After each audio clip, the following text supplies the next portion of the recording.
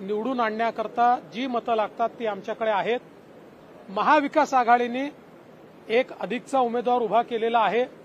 त्यामुळे त्यांना जर घोडेबाजार करायचा असेल तर ते उमेदवार ठेवतील, तो करायचा नसेल तर ते उमेदवार परत घेतील.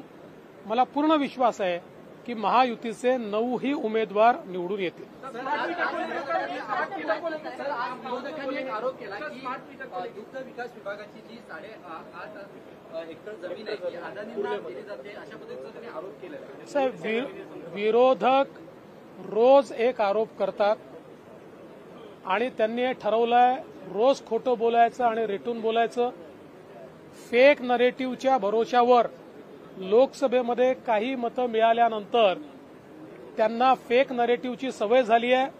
मला तर असं वाटतं की आता घरी देखील कुटुंबाशी हे खरं बोलत नसतील, तिथेही हे खोटंच बोलत असतील.